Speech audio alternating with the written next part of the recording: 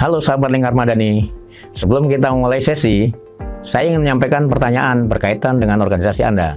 Saat ini, berapa jumlah tim yang mengajukan, menyetujui, mencairkan, sekaligus mencatat pengeluaran keuangan? Apakah hanya satu orang?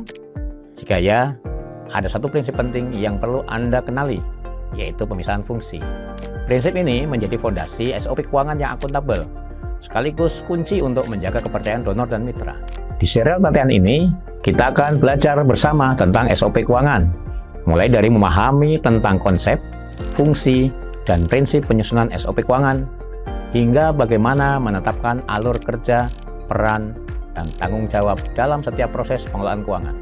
Siapkan semangat belajar Anda, dan mari kita perkuat tata kelola keuangan organisasi yang transparan, efektif, dan akuntabel. Selamat belajar. Assalamualaikum warahmatullahi wabarakatuh. Shalom, Om Swastiastu, Namo Buddhaya, salam kebajikan bagi kita semua. Salam kenal teman-teman, ketemu lagi nih sama saya Dea selaku fasilitator yang akan menemani teman-teman semua ya. Kurang lebih 2 jam ke depan kita akan sama-sama melanjutkan pembelajaran kita tentang penyusunan SOP keuangan. Nah, di hari ini aku sudah lihat teman-teman sudah join tepat waktu. Terima kasih banyak ya. Kita sambil menunggu juga nih teman-teman lainnya untuk join. Nah, di hari ini kita akan melanjutkan ke sesi kedua ya teman-teman ya, sesi kedua untuk pelatihan kita tentang SOP keuangan. Kemarin juga sempat ada tugas ya teman-teman ya, tugas kelompok yang mungkin nanti kita akan coba untuk melihat gitu ya, presentasikan teman-teman per kelompoknya hasilnya seperti apa gitu. Nah, kemarin kan terakhir itu Mas Hadi minta teman-teman untuk menyelesaikan ya bagian struktur gitu. Nah, nanti setelahnya kita bisa melanjutkan materinya. Nah, sebelum kita mulai nih gitu ya, aku sudah lihat ada Kak Razita, Kak Ria, Kak Rukmi, Kak Salma, Kak Asep, Kak Nadia juga yang sudah join. Aku mau tanya dulu kabarnya bagaimana hari ini? Apakah ada yang sedang kurang sehat? Harapanku sih semuanya dalam keadaan sehat ya. Mungkin boleh kasih reactions atau di kolom chat. Aku mau coba lihat nih teman-teman gimana. Oke, Karya sudah kasih love-love, Kak Rukmi juga. Semoga teman-teman yang lain juga dalam keadaan sehat ya. Oke, nah sebelum kita mulai nih teman-teman gitu ya, mungkin ada sedikit aku remind kembali terkait kesepakatan belajar kita yang dimana teman-teman dianjurkan untuk on cam karena jadi salah satu syarat ya untuk dapat sertifikat. Nanti juga kita akan ada link presensi yang dimana nanti teman-teman silakan untuk diisi. Lalu juga kalau teman-teman nanti ada kendala sinyal dan lainnya boleh diinfokan ya ke kami atau mungkin yang belum bisa on cam dulu nih, nah boleh berkabar gitu ya teman-teman ya. Dan kita nanti seharusnya selesai jam 12, tapi jika nanti diskusinya masih berlangsung seru gitu ya, mungkin sekitar 12.15 kali ya teman-teman yang kita bisa cukupkan, tapi semoga nggak overtime ya teman-teman. Oke, nah sebelum kita mulai, mungkin aku mau coba dengar review kali ya dari sesi pertama kemarin nih teman-teman gitu. Aku pengen coba tahu kira-kira dari teman-teman nih hal apa sih yang paling diingat, yang paling berkesan gitu. Mungkin aku mau coba tanya dari Kak Salma Azizah, mungkin boleh Kak Salma? Oke. Oh, oke, siap. Mungkin boleh di kolom chat kali ya. Mungkin aku coba mau tahu kalau dari Kak Razita, gimana nih Kak Razita kira-kira review dari sesi pertama kemarin yang paling diingat atau yang paling dibutuhkan sama Kak Razita akhirnya terjawab di sesi kemarin tuh kira-kira apa? Oke, mungkin kalau ada yang bermasalah mungkin boleh rejoin dulu atau di reconnect dulu kali ya. Semoga nanti biar kita diskusinya juga lebih seru nih kalau bisa unmute langsung. Kalau mungkin dari Kak Ria, gimana Kak Ria? Oke, Kak. Nah, Oke. yang paling aku ingat kemarin terkait dengan SOP, bagaimana kita menata keuangan di dalam organisasi itu diibaratkan dengan menata dapur untuk meletakkan fungsi-fungsi dan juga menetapkan orang-orang yang tepat sesuai dengan apa tupoksi dari pekerjaannya, kemudian juga untuk menentukan bagian-bagian proses laju dari keuangannya, bagaimana penerimaan, kemudian juga tahapan-tahapan dalam strukturnya. Mungkin itu. Terima kasih.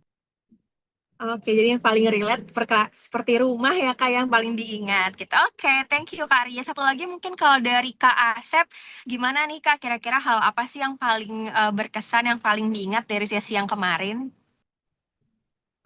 Baik, terima kasih Pak. Mohon maaf, saya on cam menjaga stabilnya sinyal. Baik, kalau yang saya pahami kemarin itu secara singkat begini, bangun SOP itu yang paling penting. Dulu saya berangkat dari apa namanya struktur organisasi dulu, bahwa SOP itu harusnya menggambarkan bagaimana alur dari struktur organisasi. Gitu sih yang kemarin yang intisari yang saya tangkap gitu ya Pak ya. Terima kasih. Oke, terima kasih banyak Kak Asep. Nah, Mas Hadi sudah tergambar nih ya teman-teman yang paling berkesan apa, dan hari ini pasti Mas Hadi juga akan berbagi pengalamannya lagi nih untuk melengkapi pengetahuan teman-teman juga. Nah, tapi sebelumnya aku mau coba cek-cek nih karena kemarin ada tugas ya, dan aku udah sampaikan juga kita akan present dulu nih gitu ya di pagi ini sebelum materinya mulai. Nah, mungkin tiap perwakilan sudah ada ya. Coba aku cek. Kelompok 1 sudah, kelompok 2, oke, kelompok 3 juga sebenarnya sudah. Nah, mungkin kita bisa mulai dulu ya Mas Hadi ya. Izin ya Mas Hadi, kita akan coba Hmm. mulai present. Mungkin kemarin yang sudah diberikan briefnya juga nih, nggak apa-apa sekelarnya aja ya Mas Hadi ya, biar kita lihat progresnya dari teman-teman nih gitu. Mungkin dari kelompok 1 dulu boleh? Kelompok 1, apa pada lupa ya kelompoknya ya? Mungkin boleh dibantu Kak Deva, mungkin Kak kelompok 1 udah siap aja ya Kak? Kelompok 1, room 1 kan Mbak? Iya betul, room 1. Room 1 kemarin saya. Oke, boleh silakan mungkin Kak Rukmi update progres dari pengerjaan tugas kelompok 1 nih gimana gitu. Saya coba, bentar ya. Ini grupnya agak gimana?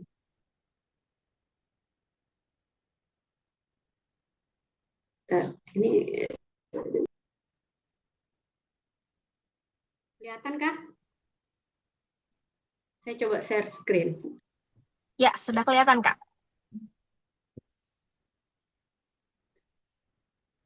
Presentasi kan nggak Pak? Iya Silakan. betul, silakan. Bismillahirrahmanirrahim. Dari kelompok 1, karena kemarin ada 5 orang, jadi saya membuat bagian strukturnya adalah direktur, manajer program, manajer keuangan, kemudian di bawahnya manajer program itu ada divisi program 1, divisi program 2, sedangkan yang di bawahnya manajer keuangan adalah staf administrasi dan keuangan. Nah, tugas kami adalah menyusun prosedur penyusunan anggaran tahunan. Jadi yang pertama adalah membuat menampilkan atau menyampaikan laporan keuangan tahun yang sebelumnya. Itu pelaksananya adalah manajer keuangan. Formulir yang digunakan adalah laporan keuangan tahunan tahun sebelumnya. Setelah ada laporan, setelah kita mengetahui saldo awal di awal tahun dari laporan tahunan tadi, kita menentukan pedoman anggaran, yaitu anggaran jangka panjang dan jangka pendek. Jadi dana itu akan digunakan untuk kegiatan jangka panjang dan jangka pendek, dibagi dalam 2 itu. Setelah itu, nah itu akan dilaksanakan oleh manajer keuangan, manajer program, dan bersama divisi programnya. Formulir yang digunakan draft anggaran setiap divisi program. Kemudian dilakukan konsolidasi dan peninjauan anggaran. Itu dilakukan oleh manajer keuangan beserta staf administrasi dan keuangannya untuk menggabungkan dari semua draft anggaran dari setiap divisi tadi, misalnya dari divisi program 1, divisi program 2, dan keuangan. Keuangan biasanya kan untuk operasional head ya. Kemudian setelah itu dilakukan review anggaran yang sudah dibuat. Itu yang melaksanakan adalah direktur, manajer program, dan manajer keuangan. Formulir yang digunakan dokumen draft. Setelah dilakukan review, kemudian dilakukan pengesahan oleh direktur. Nah, itu formulir yang digunakan adalah dokumen final. Yang ketujuh yaitu implementasi dan evaluasi penggunaan anggaran. Pelaksanaan adalah manajer keuangan. Formulirnya adalah laporan keuangan dan supporting dokumen pendukung laporan keuangan selama 1 tahun. Itu Pak, terima kasih. Oke, terima kasih banyak Kak Rukmi dan kelompok room 1 ya, gitu. Mungkin Mas Adi mau langsung menanggapi atau nanti tunggu Iya, langsung 3 dulu? saya kayaknya langsung tanggapin saja biar masih Oke, boleh, hangat gitu ya. silakan. Ya, baik. Pertama, kalau kita akan, ini kan memotret gitu ya, memotret praktek menyusun anggaran. Berarti kan asumsi saya ini akan berurutan gitu ya. Berarti menurut kelompok ROM 1, kalau nanti di lembaganya melakukan prosedur penyusunan anggaran tahunan, akan ada 7 langkah yang dilakukan dari awal sampai selesai jadi anggaran tahunan yang disetujui. Kira-kira gitu ya berarti ya ini ya. Ya, Gitu Pak. kan ya Mbak Rukmi ya. Baik, Ya, mari benar. kita lihat. Pertama, penggambaran strukturnya sudah oke ya, karena dengan model bagan itu bisa memudahkan kita tahu siapa yang di atas, siapa yang di tengah, siapa yang di bawah, karena ini akan berkaitan dengan tupoksi pembagian kewenangan. Biasanya yang di atas ini akan lebih sering sebagai pihak yang akan melakukan pengesahan atau persetujuan, biasanya gitu ya. Di bagian tengah biasanya yang akan melakukan tugas mereview, mengoreksi, dan sebagainya. Yang bagian bawah biasanya bagian yang mengajukan atau menyusun. Kira-kira seperti itu. Tapi bukan berarti harus begitu, enggak ya. Bisa aja yang nyusun dari tengah gitu ya. Oke, mari kita lihat untuk langkah pertama ya. Laporan keuangan tahun lalu. Kira-kira ini maksudnya apa ya? Karena kan mau diapain sih ini? Kalimat ini saya masih belum cukup clear ya, teman-teman ya. Karena kalimatnya kan aktivitas harusnya ya. Aktivitas itu kan berarti Ya, ngapain gitu ya. Tapi ini kan kalimatnya laporan keuangan tahun lalu. Ini apa? Ini dokumen atau aktivitas? Kalau aktivitas berarti misalkan menyajikan laporan keuangan tahun lalu atau membahas laporan keuangan tahun lalu atau apa. Tapi kalau cuman misalkan laporan keuangan tahun lalu saja, ini kan saya kira dokumen ya. ya. Nah gitu ya. Menyajikan Ini maksud maksudnya Pak, nomor satu itu apa menyajikan Mbak? ya, Mm-mm. supaya semua staf tahu saldo awal tahun. Karena itu yang akan digunakan untuk membuat anggaran tahunan. Hmm. Oke, kira-kira kalau dibikin kalimat yang merupakan langkah kerja, kira-kira kalimatnya seperti apa ya enaknya Mbak Rukmia dan kelompoknya? Kalau cuma laporan keuangan tahun lalu, saya kira ini nama dokumen ya Mbak ya. Tapi kalau Ya, ya, ya. kita ingin menyampaikan ini langkah pertamanya apa tadi? Membagikan atau Menyajikan. membahas atau apa? Ya, Membagikan. Oke, membagikan ya. Oke, langkah pertama berarti membagikan. Maka setelah membagikan, siapa yang membagikan kan manajer keuangan berarti ya. ya. Dokumennya atau formulirnya namanya laporan keuangan tahun lalu, tahunan. Oke. Berarti setelah membagikan lanjut ke nomor 2. Kan dibagikannya ke siapa? Nggak disebutkan di sini. Mestinya kan disampaikan ya. Hmm, Menyajikan atau membagikan laporan keuangan kepada siapa ya. Supaya nanti langkah keduanya berarti siapa yang dibagikan akan ngapain kan gitu ya. Kan ya, langkah ya. keduanya ini menentukan ya, penentuan pedoman menentukan anggaran jangka panjang dan jangka pendek. Nah, saya belum melihat apa namanya antara nomor 1 dengan nomor 2 ini saling terhubung. Karena Hmm, kalau laporan keuangan ini kan lebih bicara realisasi tahun-tahun sebelumnya gitu ya. Kalau ya, langkah kedua ini kan bicara menentukan pedoman anggaran. Berarti sebenarnya pedoman anggaran ini bukan dari laporan keuangan saya kira ya, tapi mungkin dari sumber lain ya untuk menentukan. Mungkin ada rencana apa, renstranya mungkin atau apanya ya. gitu ya. Kan berarti yang supaya nyambung dengan nomor 2 menyiapkan pedoman anggaran, saya kira kan mungkin bukan hanya laporan keuangan, tapi ada dokumen lain ya, supaya penentuan Hmm, pedoman anggaran ini kan merujuk kepada dokumen apa gitu ya, kan nggak bisa asal. Kalau laporan keuangan ini kan realisasi dari yang sudah kita kerjakan, tapi dia kan realisasi gitu ya. Kalau pedoman ini kan mungkin kita punya rencana jangka panjang Renstra gitu ya. Yang mana Renstra ini akan biasanya akan dibagi-bagi. Tahun pertama kita akan ngerjain ini, tahun kedua ini. Nah, itu kan biasanya ada dokumen lain, bukan laporan keuangan itu ya. Saya kira supaya nyambung berarti nomor satu, tidak hanya laporan keuangan, tapi ada dokumen lain yang akan bisa dijadikan dasar untuk mengerjakan langkah kedua, menentukan pedoman anggaran ya, entah itu jangka panjang, jangka pendek, tapi pasti berarti ada dokumennya yang harusnya sudah ada dibunyikan di langkah pertama. Itu. Nah, yang menentukan pedoman ini pelaksananya menurut kelompok satu ini adalah semua ya, dari mulai direktur dan para manajer ya. Oke, itu karena biasanya pengambil keputusan di level itu dia yang menentukan. Oke, mari kemudian kita lihat lanjutannya di langkah ketiga.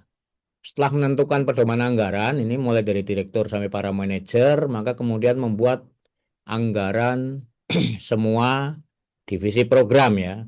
Berarti ini apa namanya masing-masing divisi ya yang di bawah manajer program termasuk di bawah manajer keuangan gitu ya akan membuat anggaran dari masing-masing divisi. Ya. Ini kan langkah kerja ya, ini nyambung nih setelah ditentukan angga ininya apa namanya pedomannya atau ininya anggaran apa saja maka kemudian disusun oleh masing-masing divisi nyambung 2 ke 3 ya. Tapi kemudian kita lihat di langkah ketiga butuh kebijakan, yaitu setiap divisi program menyusun estimasi kebutuhan. Nah, ini Mbak, apa bedanya itu ya? Me, apa namanya? Ini kan menyusun ya. Kebijakan ini kebijakan atau sebenarnya ini langkah kerja setelah di nomor 3. Jadi ini antara kalimat aktif urean nomor 3 yaitu membuat ya, pembuatan itu membuat berarti ya, membuat anggaran Ya. semua divisi. Dengan kebijakan di atas semua divisi akan menyusun anggaran estimasi. Kebijakan ini bukannya ini bagian dari nyusun anggaran, Mbak. Nah, Iya sih, itu ya. Pak. Sebenarnya Iya kan? keterangan Kalau itu bagian sebenarnya, dari lebih keterangan. berarti itu keterangan ya, bukan Ya, kebijakan. Kebijakan itu misalkan menyusunnya menggunakan apa atau ah, menyusunnya oke. gitu ya, merujuk apa itu tuh kebijakan. Tapi kalau ini yang ditulis ini saya kira ini adalah yang dilakukan di langkah ketiga saya kira gitu ya. Membuat anggaran semua divisi dengan cara itu ya, membuat estimasi kebutuhan itu enggak apa-apa dilengkapi di kalimat uraian kerja nomor langkah ketiga. Oh iya, Jadi ya. ya kebijakan saya kira itu bagian dari langkah nomor 3 gitu ya, bukan Iya, ya. kebijakan. Oke, kalau langkah ketiga sudah menyusun masing-masing divisi, berarti berikutnya harus ada yang mengkompilasi. Oke, nyambung. Langkah keempat ada yang melakukan konsolidasi ya, menggabungkan berarti ya. Iya, Pak. Menggabungkan siapa yang melakukan? Nah, yang melakukan menggabungan ini adalah manajer keuangan dan staf admin keuangan. Menggabungkan semua anggaran ya dari divisi-divisi Iya, masuk ke keuangan semua berarti ya, nanti iya. digabung gitu ya, dikonsolidasi. Oke, kira-kira kemudian dari hasil langkah keempat akan ada dokumen draft anggaran gabungan berarti ya, keseluruhan ya, anggaran Iya, Pak. organisasi ya. Oke. Kemudian menggabungkan, nah ini kebijakannya juga saya kira itu langkah kerjanya kalau mau dipanjangin itu ya. Iya, Pak. Di kolom kebijakan saya kira Ya, itu langkah kerja tapi yang lebih detail ya. Kalau emang demikian item di kebijakan nggak ditambahkan. perlu ada, tapi masuk di kalimat aktif ini ya, Iya, uraian kerjanya iya, ya, Pak. Mbak ya. Oke, terus kalau sudah dikonsolidasi jadi dokumen anggaran organisasi, kemudian akan yang kelima direview anggaran yang sudah dibuat ya, artinya sudah Ya, dikonsolidasi ini ya, berarti ya, yang sudah iya, Pak. dikonsolidasi ya. Yang melakukan review siapa? Semuanya juga. Direktur, manajer program, dan manajer keuangan. Oke, setelah direview, anggap saja misalkan termasuk revisi-revisi karena ini yang melakukan memang para direktur dan para manajer, maka biasanya kalau ada revisi kan sekaligus diperbaiki ya waktu berdiskusi ya. Oke, Ya, maka asumsinya langkah kelima dokumen anggaran organisasi sudah final untuk disahkan gitu ya. Maka lanjut ke langkah ke-6 pengesahan anggaran organisasi. Siapa melakukan pengesahan? Oke, direktur gitu ya. Tapi saya kira mungkin apakah hanya direktur saja atau sama pengurus ya mungkin ini perlu diperhatikan ya karena kalau biasanya Hmm, kelembagaan biasanya pengurus termasuk yang harus mengapprove ya, biasanya gitu ya. Tapi kalau direktur saja enggak apa-apa menurut teman-teman. Tapi saya kira mungkin catatannya biasanya terkait sama kegiatan-kegiatan ininya organisasi maka akan disahkan juga oleh pengurus. Setelah disahkan kemudian baru diimplementasikan kira-kira gitu ya. iya Pak. Nah, urutannya sudah saya kira sudah sesuai masuk akal. Tapi tadi antara satu, dua, dan tiga yang apa namanya, terutama satu dan dua yang belum nyambung gitu ya. Kemudian saya mencermati durasi yang teman-teman susun di kelompok satu ini, room satu, ini kan untuk langkah satu kira-kira butuh 1 hari gitu ya. Kemudian langkah dua, 2 jam, langkah ketiga 1 hari, langkah keempat 1 hari, langkah kelima 1 hari, keenam 1 hari, berarti kira-kira butuh 6 hari. Mak, saya ingin bertanya saja, kira-kira teman-teman selama ini praktek Anda menyusun anggaran organisasi, kira-kira 6 hari make sense, logis, atau biasanya enggak malah kurang? Nah, ini nih pertanyaan gitu ya. Karena ini harus dicocokkan dengan konteks implementasi selama ini gitu ya. Iya, iya. Apakah ya 6 hari itu teman-teman yakin optimis bisa menyelesaikan membuat anggaran tahunan organisasi? Anggaran tahunan organisasi macam-macam loh ya, banyak kegiatan, selain juga untuk operasional, gaji, untuk aset tetap, kan banyak hal gitu ya. Kira-kira Ya. 6 hari ini masih oke atau terlalu terlalu optimis gitu ya? Nah, ini calon saya untuk kelompok satu ini ya. Jadi kalau memang butuh 6 hari, saya kira bikin anggaran cukup di bulan Desember saja supaya Januari langsung langkah ketujuh implementasi. Tapi banyak lembaga biasanya jauh-jauh hari, mulai Juli malah sudah mulai merancang anggaran untuk tahun depan. Mulai Juli, itu artinya 6 bulan sebelumnya. Atau ada yang baru mulainya mungkin 3 bulan sebelumnya. Artinya memang sebenarnya butuh waktu yang cukup untuk menyusun anggaran. Kira-kira gitu ya. Ya itu mungkin catatan dari saya ya untuk kelompok satu. Kalau ada teman kelompok lain yang ingin ikut berpartisipasi memberikan tanggapan, silahkan. Mbak Dia. Oke, terima kasih banyak Mas Hadi untuk masukannya dan kelompok satu yang sudah mempresentasikan ya diwakili oleh Karutme. Kita kasih applause dulu teman-teman. Oke, terima kasih. Kita bisa lanjut nih ke kelompok 2 ya, gitu. Kelompok 2 yang kemarin ada di room 2. Boleh dari ada Kak Aziza, Kak Nadia, Kak Razita, sama Kak Salma ya. Mungkin siapa yang mau mewakili kelompok 2 untuk menjelaskan gitu ya, mempresentasikan hasil diskusinya, silakan. Kelompok 2 boleh. Oke, ini seperti Kak Aziza baru rejoin. Ini dari teman-teman yang lain, dari Kak Razita, Kak Salma, Kak Nadia, bisa untuk mulai apa namanya menyampaikan dulu gambaran hasil diskusinya nih dari kelompok 2 nih tadi gitu ya. Ada Kak Aziza, Kak Razita, Kak Salma gitu sama Kak Nadia. Sudah join semua kan ya? Oke. Halo, halo, gimana kelompok 2? Mau diwakili oleh siapa? Kak, suara aku udah masuk belum nih? Sudah masuk Kak Salma ya?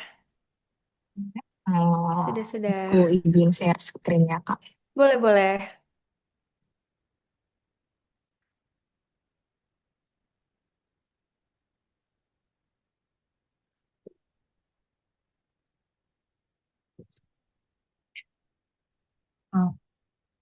Oke, selamat pagi teman-teman semua. Di sini aku sebagai perwakilan dari kelompok 2 mau menyampaikan isi dari diskusi kami kemarin. Yang pertama, pelampir untuk struktur organisasinya. Ada pengurus yayasan atau direktur, lalu ke bawahnya ada finance manager, ke bawahnya ada financial officer dan program manager. Sebelumnya suara saya Pak udah aman Kak? Ya, terdengar. Oh ya, Aman-aman. baik. Lalu langsung masuk ke bagian tabel. Yang pertama, program manager menerima informasi terkait kerjasama dengan donor atau mitra. dengan pelaksananya program manager dan durasinya 1 jam. Untuk formulir yang digunakan ada perjanjian kerjasama, bisa via email biasanya. Lalu yang kedua, direktur melakukan review terkait perjanjian kerjasama dengan pelaksanaan direktur dan durasi sekitar 2 jam. Formulir yang digunakan perjanjian kerjasama dengan kebijakannya, kontrak yang dimiliki sudah ditandatangani atau sudah valid. Yang ketiga, finance manager melakukan review terkait perjanjian kerjasama dan mengeluarkan invoice dengan pelaksana finance manager dan durasi 2 jam. Formulir yang digunakannya invoice dan kebijakannya, jika nominal invoice lebih dari 5 juta, maka wajib menggunakan materai. Lalu yang keempat, donor atau mitra melakukan transfer ke rekening resmi sesuai dengan invoice dan perjanjian kerjasama dengan pelaksananya donor atau mitra dan durasinya sekitar 7 hari. Formulir yang digunakan invoice dan kebijakan yang diperlukannya, seluruh penerimaan hanya melalui rekening resmi. Lalu nomor 5, finance melakukan pemeriksaan mutasi rekening untuk mengidentifikasi dana yang masuk dengan pelaksananya financial dan durasinya sekitar 7 hari. Formulir yang digunakan rekening koran dan kebijakan yang diperlakukan, pemeriksaan dilakukan minimal 1 kali setiap hari kerja. Yang keenam, finance mencatat penerimaan ke dalam sistem akuntansi sesuai klasifikasi dana. Pelaksananya finance dengan durasinya sekitar 1 jam. Formulir yang digunakan bukti penerimaan bank dan jurnal penerimaan kas. Kebijakan yang diperlukan mengacu pada card of account dan kebijakan akuntansi yayasan. Lalu yang terakhir, finance menginformasikan kepada program manager bahwa dana telah diterima sehingga program dapat dijalankan sesuai dengan anggaran. Pelaksananya finance durasinya 1 jam, formulir yang digunakan melalui email, kebijakan yang diperlukan dana hanya dapat digunakan setelah dipastikan diterima di rekening yayasan. Sekian mungkin dari kami. Terima kasih. Oke, terima kasih banyak untuk kelompok 2 ya, room 2 ya, diwakili sama Kak Salma. Nah, ini teman-teman yang dari kelompok 2 ada yang mau menambahkan mungkin? Boleh kalau ada yang mau nambahin. Kalau belum mungkin Mas Hadi untuk room 2 nih, kira-kira masukannya gimana nih Mas Hadi? Oke, terima kasih Mbak Dia, terima kasih Mbak Salma atas penyajiannya. Mungkin coba di layar ke gambar struktur ya. Saya ingin sedikit berkomentar saja. Kalau melihat gambar struktur, mungkin catatan dari saya, posisi program manager itu barangkali bukan di bawahnya finance manager, saya kira ya. Karena sama-sama manajer biasanya setara. Artinya finance manager dan program manager biasanya memang di bawahnya direktur atau pengurus ya. Catatan saya gitu ya. Untuk struktur organisasi seperti ini. Catatan dari saya. Oke, kita ke prosedur yang sudah coba dipetakan langkahnya untuk penerimaan uang melalui bank. Ini menurut kelompok 2 ada 7 langkah ya. Langkah pertama tadi itu boleh diperbesar sedikit, Mbak? Iya. Oke, dimulai dari program manager ya. Program manager menerima informasi terkait kerjasama dengan donor atau mitra. Artinya ini kerjasamanya sudah fix gitu ya, bahwa kita akan bekerja sama dengan donor berarti ya. Ini yang menerima program, yang melakukan program manajer menerima informasi. Nah, lalu setelah menerima informasi, ini saya tidak tahu nih manajer program ngapain kok langkah keduanya. Langsung direktur melakukan review terkait perjanjian kerjasama. Apa hubungan nomor 1 nyambungin dengan nomor 2-nya? Karena nomor 1 kan program manager menerima informasi, tapi kemudian tidak diketahui program manager ini ngapain. Tiba-tiba langkah kedua, direktur melakukan review.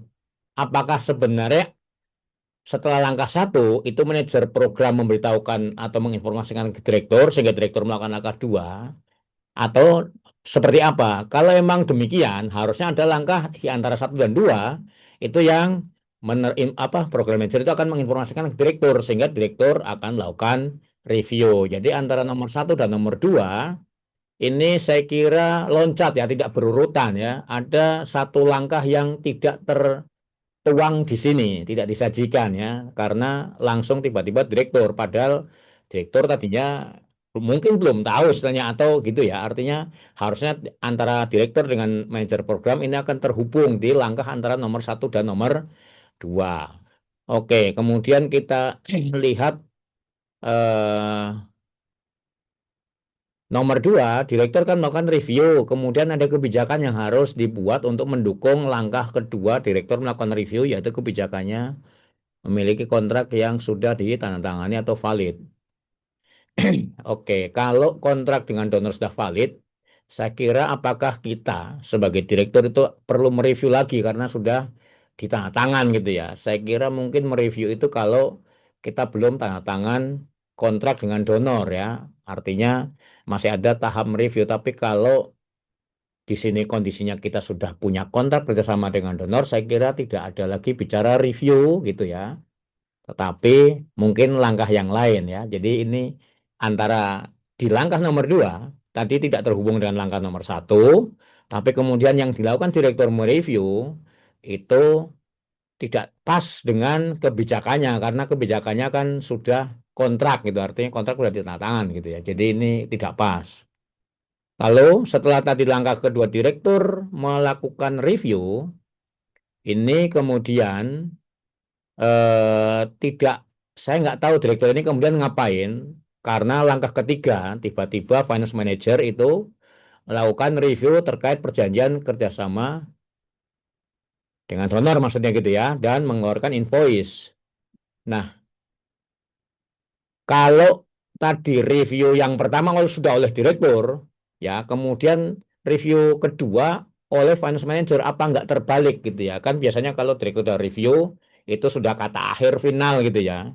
Kalau ada review yang dua orang, biasanya direktur yang paling terakhir. Ini kan saya lihat urutannya justru direktur nge-review dulu, kalau direktur sudah nge-review, dan nggak tahu nih kemudian direktur ngapain, lalu orang langkah ketiga, ini berarti kan lanjutannya nih orang keuangan mereview, apa nggak kebalik gitu ya, bahwa nanti apa namanya setelah kontrak ditandatangani dengan donor dengan kita, kemudian orang keuangan melakukan penagihan bikin invoice itu oke, tapi saya kira ini nomor tiga kan kelompok dua ini menyebutkan bahwa setelah direktur mereview ini tidak terhubung ya, apakah kemudian diteruskan ke finance manager sehingga langkah ketiga itu finance manager melakukan review kembali, review apa yang sudah dilakukan direktur dan kemudian menerbitkan invoice. Nah, jadi ini langkah ketiga saya kira dengan langkah kedua ini tidak terhubung secara langsung gitu ya, karena kayaknya ada langkah di antara 2 dan 3 di mana terhubung antara direktur dengan finance manager gitu ya. Kemudian di langkah ketiga, asumsi saya ini intinya finance manager akan menerbitkan invoice untuk nagih donor karena agreement sudah ditandatangani bersama gitu ya. Kan berarti membuat invoice. Oke, kebijakannya invoice yang nilainya 5 juta ya, lebih dari 5 juta bermaterai ini oke, betul ya, ada kebijakan karena berarti kita supaya komplain dengan pemerintah, kebijakannya mendukung langkah ketiga, setiap membuat invoice harus ada materai kalau transaksinya di atas 5 juta. Oke, kebijakannya nyambung dengan langkah kerjanya.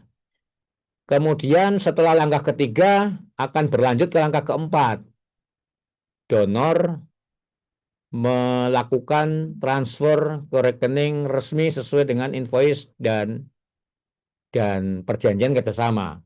Kalau nomor 4 demikian, saya kira berarti kalimat nomor 3 perlu dilengkapi.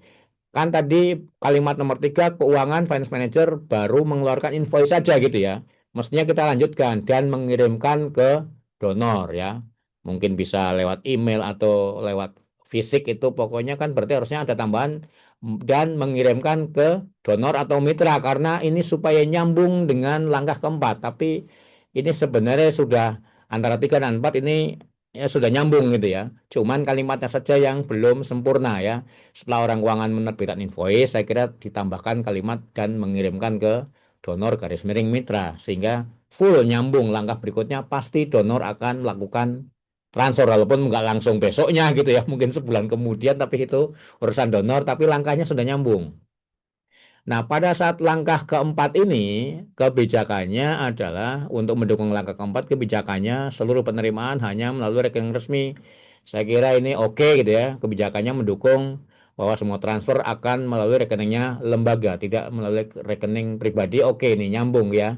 Kebijakannya mendukung langkah keempat. Maka setelah langkah keempat, lanjutannya pasti akan langkah kelima. Kalau donor sudah mengirim dana ke lembaga kita, kan berarti langkah kelima, kita akan ngecek ya, finance melakukan pemeriksaan mutasi rekening untuk mengidentifikasi dana yang masuk. Ah, ini nyambung nih, nggak perlu nambahin kalimat lagi, sudah nyambung. Ya, karena apa namanya, donor sudah melakukan transfer ke lembaga ya. Jadi yang kelima sudah nyambung dengan yang keempat, finance. Saya kira nyebutnya jangan finance ya, finance officer ya, karena yang melaksanakan finance officer dia. Finance officer melakukan pemeriksaan atau nggak usah sebut kalimat finance-nya di depan, langsung melakukan pemeriksaan mutasi rekening itu ya, karena yang melakukan finance officer ya. Jadi tidak perlu disebutkan lagi nama pelaksana di depan karena pelaksananya ada di kolom pelaksana ya. Oke, setelah langkah kelima finance officer melakukan cek mutasi, maka dokumennya pasti rekening koran ya. Oke, cocok. Nah, kebijakan untuk ngecek mutasi dibuat ya, melakukan cek mutasi ini minimal 1 kali setiap hari. Oke, ini mendukung ya, kebijakannya mendukung langkah kelima.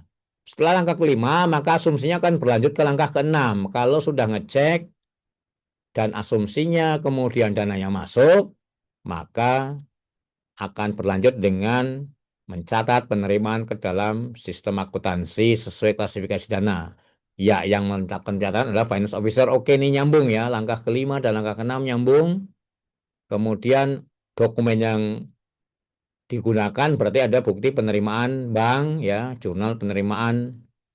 Kalau jurnal penerimaannya saya kira jurnal penerimaan bank ya, karena kan rasanya bank ya. Jadi ini tidak ada kas di sini.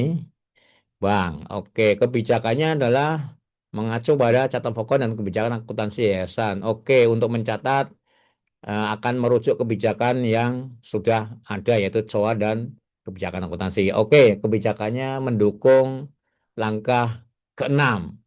Kemudian langkah keenam setelah mencatat, kemudian menginformasikan ya, berarti ya, menginformasikan ke program manajer bahwa dana telah diterima sehingga program dapat dilaksanakan. Oke, ini nyambung ya, 5, 6 ke 7 nyambung, yang melaksanakan adalah finance officer.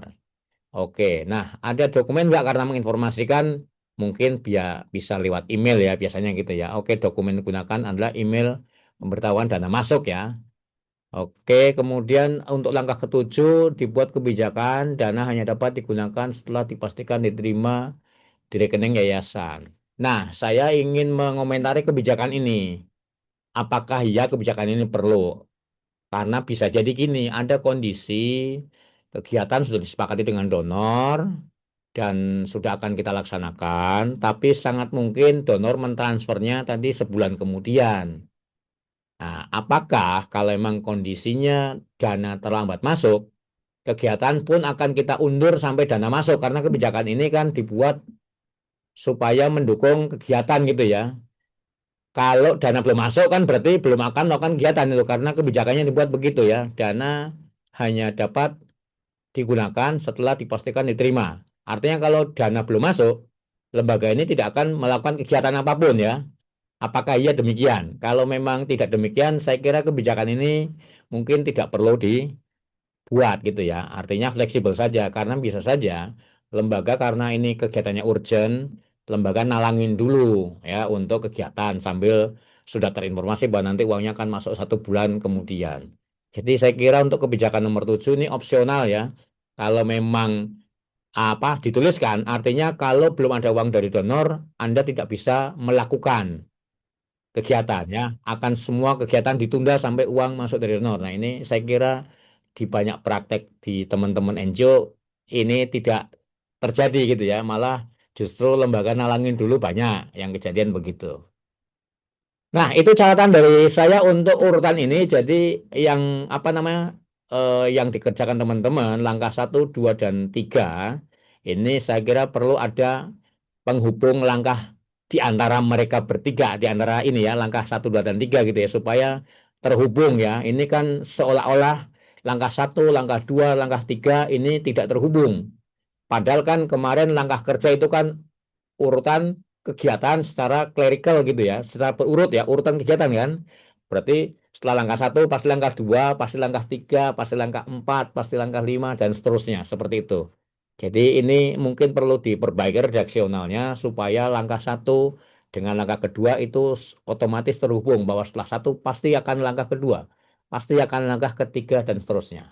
Kemudian dari catatan ini, apa namanya, prosedur penerimaan bank ini, kalau melihat eh, waktunya, durasinya, estimasi dari kelompok 2 ini bahwa kalau ada penerimaan bank itu sampai posisi kita akan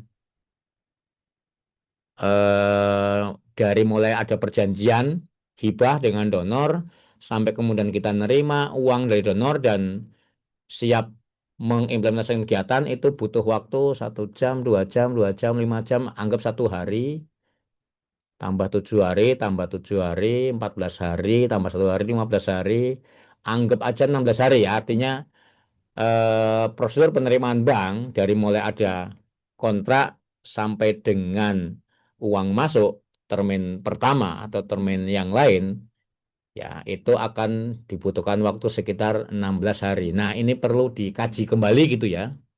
Apakah memang demikian kalau termin pertama, apa ya kira-kira optimis 16 hari akan masuk, atau ada spare waktu yang lebih moderat gitu ya, yang lebih konservatif, yang titik tengah lah ya. Kira-kira mungkin bisa optimis di 16 hari, mungkin juga 1 bulan. Nah, ini perlu dipertimbangkan gitu ya. Kemudian juga eh, ada penerimaan bank yang lain yang bukan dari donor juga ini perlu dipertimbangkan, karena langkah ini secara spesifik ini menyebutkan hanya penerimaan bank dari donor, padahal mungkin di lembaga kita juga ada penerimaan melalui bank tapi dari transaksi selain uang dari donor.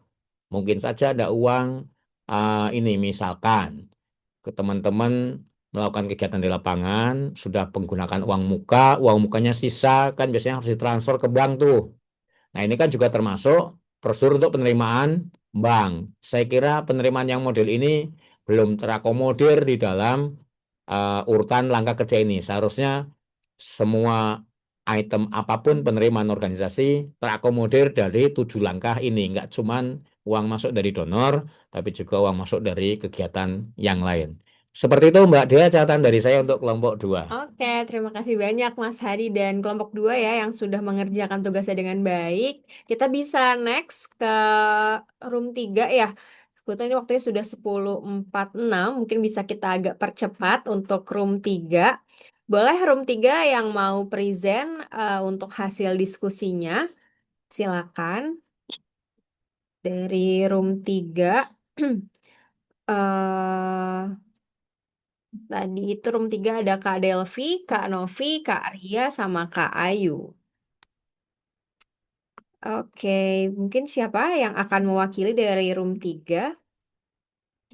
Coba kita lihat. Mungkin dari teman-teman room 3, mungkin ada Kak Ria atau Kak Novi ya yang sudah bergabung. Kak, Ya, oke, saya coba share screen ya. boleh-boleh. Silakan Kak. Oh iya, kemarin kami bukan mendiskusikan soal SOP-nya, tapi lebih ke transaksi keuangannya. Teman-teman kemarin ada Kak Ayu, saya juga lupa kemarin ada satu lagi. Kami mencoba menurunkan apa namanya kegiatannya, menggambarkan bahwa kegiatannya seperti forum FGD. Nah, ada komponen-komponen kebutuhan transaksi yang dibutuhkan dan prosedur dokumen-dokumen yang diperlukan. Maaf ya kalau agak berisik ya. Eh, yang pertama untuk honorarium, misalnya ada speaker, moderator, dan volunteer. Untuk dokumen-dokumen yang berkaitan dengan keuangan, untuk di internal itu ada SPK, kemudian form pengajuan, advance request, kemudian juga bukti transaksi. Kemudian untuk yang eksternal ada dokumen yang dibutuhkan, misalnya itu dokumen terkait penawaran, invoice, dan bukti potong. Ini bisa kita lengkapi pada saat setelah kegiatan. Kemudian untuk kebutuhan yang non keuangan itu ada TOR dan absensi. Sedangkan untuk eksternalnya karena mereka apa namanya speaker, moderator, dan volunteer, jadi orang-orang yang apa namanya spesifik, maka untuk membuktikan proses transfernya dibutuhkan eh, identitas seperti KTP, NPWP, CV, dan nomor rekening. Kemudian ada biaya lokal transport itu kami bagi-bagi juga, ada yang personil, ada yang speaker, moderator. Em, ini kita apa namanya volunteer juga itu, maaf.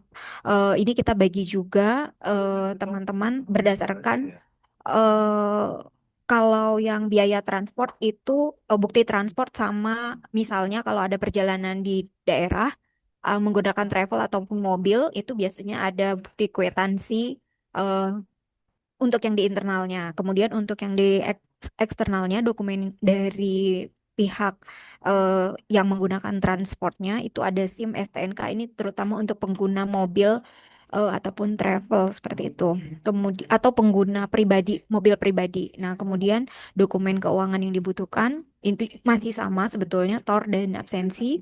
Kemudian kalau untuk peserta-peserta misalnya yang dari luar kota atau perjalanan menggunakan boarding pass ataupun tiket. Kemudian untuk biaya meeting package, kemarin kami mendiskusikan perlu adanya SPK, kemudian advance request, kemudian juga proof transfer. Advance request ini juga misalnya kalau seandainya meeting-meeting yang dilakukan itu tidak menggunakan bidding ya. Em, Kemudian di sini ada penawarannya, kemudian ada invoice, bukti potong, dan juga faktur pajak. Kalau untuk dokumen apa namanya non keuangannya untuk yang eksternal karena dia dari biasanya dari perusahaan ataupun badan usaha, maka perlu ada sama CV, nomor rekening, KTP ataupun profil lembaganya atau nomor rekening. Kemudian sama dengan yang videographer juga meeting package tadi. Kemudian yang terakhir event supply itu ada resepnya aja, bukti, dan juga transfer. Kalau untuk yang eksternalnya cukup invoice. Sedangkan untuk yang penerimaan sama yang pengeluaran itu kami masih mengambil dari dokumen yang tadi. Nah, ini saya juga masih agak kebingungan karena saya lebih ke PO bukan keuangan, jadi nggak terlalu memahami soal yang dokumen yang satu lagi yang soal SOP.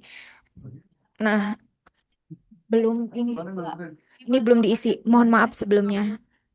Mungkin Oke. butuh masukan dari Mas Hadi. Terima kasih. Maaf ya kalau berisi. Ya, nggak apa-apa, Man. Terima kasih banyak, Kak Arya. Mungkin Mas Hadi boleh kasih masukan. Baik, terima kasih. Tugas kelompok 3 kan prosedur untuk pengelolaan pengajuan uang muka dan pertanggungjawaban gitu ya.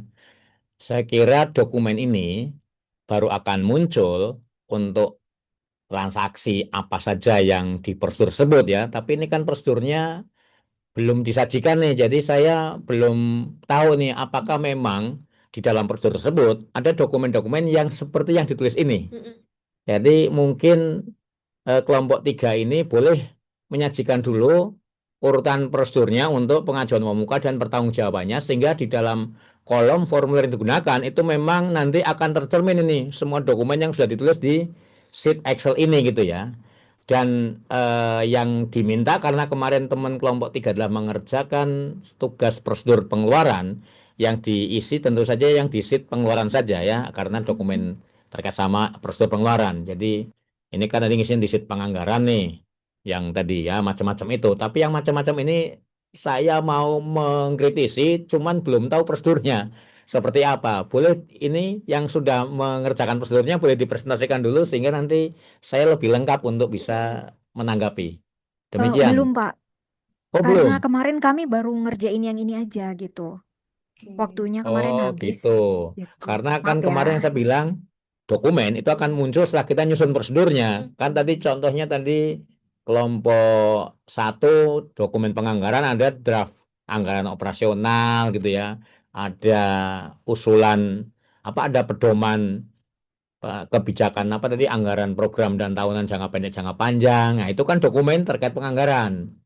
Kemudian tadi kelompok 2 menyajikan transaksi prosedur untuk penerimaan bank. Tadi ada beberapa dokumen ya.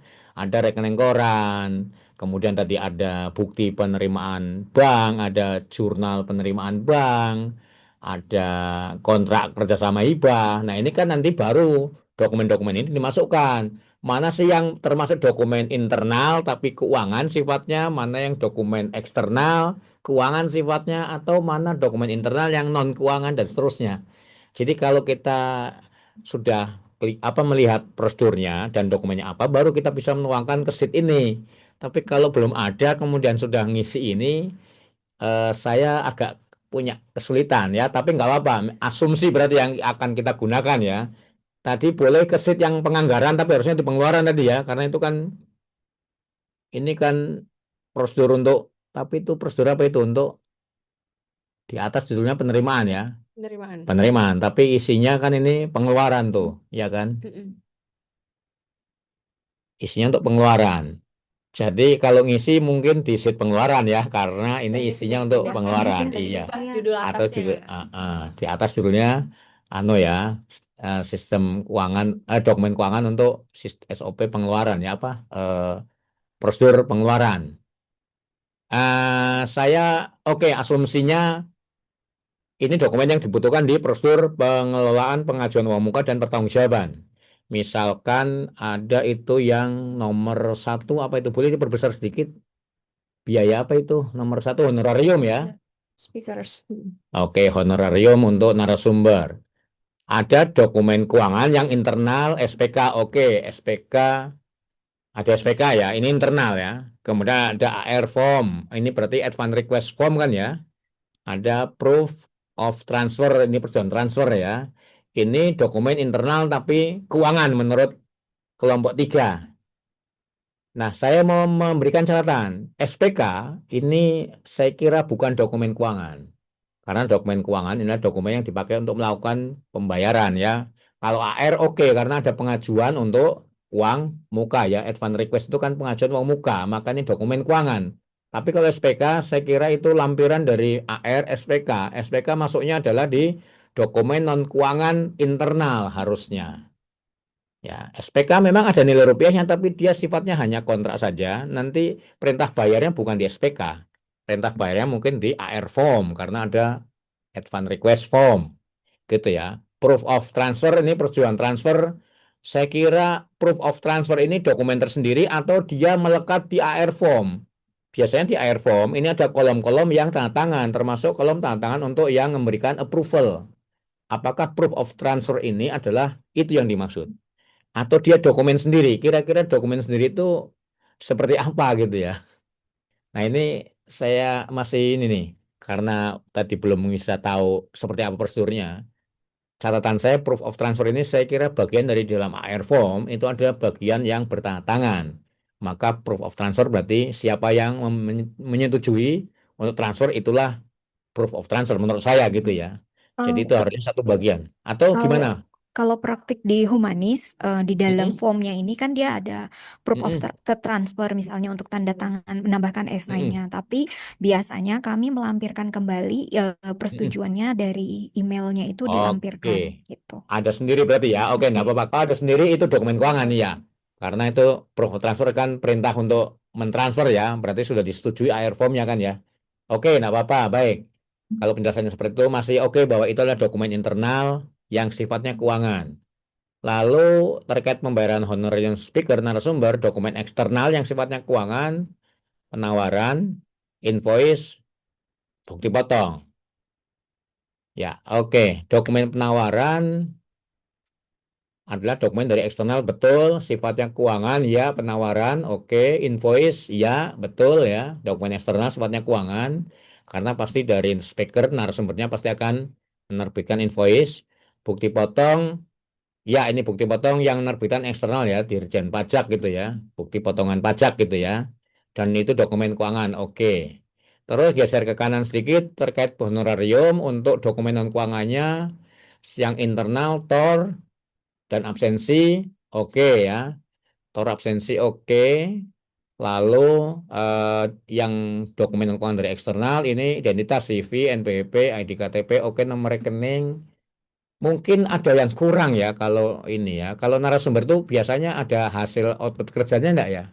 Itu adalah termasuk dokumen non keuangan yang harus disertakan karena biasanya nih kita ini nggak akan pernah transfer kalau outputnya belum diberikan. Nah, narasumber ini biasanya outputnya mungkin slide-nya atau materinya atau yang lainnya gitu ya.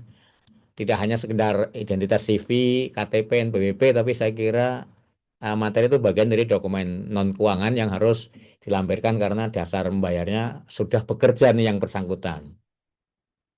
Oke ya, seperti itu catatannya ya. Kemudian akan sama juga untuk honor-honor yang lain ya. Dokumen internalnya akan sama. Kemudian tadi selain honor apa lagi?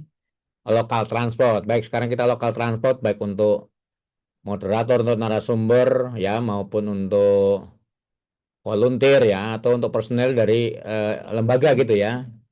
Transport berarti ini asumsinya lokal transport. Kalau lokal transport itu kan biasanya diberikannya lamsam kepada yang bersangkutan gitu ya. Oke, dokumen internal proof of transfer ya, tadi oke itu dokumen terpisah. Kemudian kwitansi. Nah, ini kwitansi apa ya? Internal menerbitkan kwitansi apa ya? Apakah yang dimaksud dengan ini adalah bukti apa pengeluaran bank atau kwitansi ini tunai atau apa ya? Karena kwitansi ini harus clear ya. Apakah kwitansi ini adalah bukti untuk bahwa uang sudah ditransfer atau uang diterimakan secara tunai? Harus kita Eh, perjelas. Gimana tuh, Kemarin Mbak? kami mendiskusikan ada dua hal. Kalau seandainya Mm-mm. dia ditransfer, maka Mm-mm. bukti transfer. Tapi kalau untuk teman-teman yang ada, misalnya Mm-mm. teman-teman yang melakukan praktik untuk pembayaran uang cash, mungkin dia Mm-mm. sistemnya kwitansi atau bisa juga biaya transport yang misalnya dilakukan di daerah-daerah yang actual cost, misalnya menggunakan travel atau menggunakan mobil pribadi, tapi biaya bensinnya seperti itu. Mm-mm. Nah, jadi ada kwitansi gitu. Oke, kalau gitu mungkin bisa diperjelas, misalkan nanti ya, bukti transfer, garis miring, atau di apa namanya pengeluaran uang kas gitu ya. Kwitansi ini karena kwitansi ini belum clear ya. Kwitansi ini kan bisa bank atau kas. Jadi kalau memang ini ya kwitansi ya berarti pengeluaran kas misalkan gitu ya, kwitansi pengeluaran kas. Kalau yang bank bukti transfer gitu ya supaya ini karena bisa saja itu kan termasuk dokumen juga ya. Kalau kita transfer maka bukti transfer, tapi saya kira bukti transfer ini bukan bukti internal ya. Bukti transfer ini kan yang nerbitkan biasanya bank ya.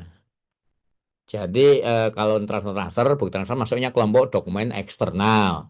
Dokumen internal itu lebih kepada tadi kwitansi pengeluaran kas atau pengeluaran bank kan biasanya kita punya ya, voucher bank atau voucher kas. Tapi kalau bukti transfer saya kira nanti di eksternal. Kemudian SIM STNK saya kira bukan dokumen keuangan ya. Betul itu dari eksternal, tapi saya kira SIM STNK bukan dokumen keuangan yang sifatnya keuangan. Dia dokumen yang non keuangan saya kira ya. Nah, berarti dokumen keuangan dari eksternal tidak ada ya. Yang ada semuanya dari internal karena lokal transport. Tapi gini, karena ini lokal transport, apakah boarding pass ini kategorinya lokal transport ya? Mungkin apakah tidak kita sebut saja biaya transportasi supaya lebih masuk untuk mengakomodir semua jenis pengeluaran untuk transportasi, misalkan ya transport lokal, memang airfare tiket seperti itu ya. Ya, baik Pak, Nah, terima kasih oke. masukannya. Kalau biaya transport saya kira itu berarti dokumen keuangan ya dari eksternal ya. Kan ini kolom kanan kan dokumen non keuangan ya. Jadi biaya transportasi saya kira itu masuk ke dokumen keuangan. Tapi kalau SIM STNK-nya oke. Nah, gitu. Kalau memang ada transportasi, mungkin naik kendaraan umum, naik pesawat, kemudian naik travel, itu kan biaya transportasi ya. Itu dokumen keuangan dari eksternal. Oke, jadi dokumen non keuangan yang eksternal itu hanya SIM STNK saja karena transportasi ya. Oke, terkait transportasi itu apa masukannya? Dokumen internalnya tetap TOR dan absensi, oke gitu ya. Terus setelah transportasi apa lagi tadi Mbak?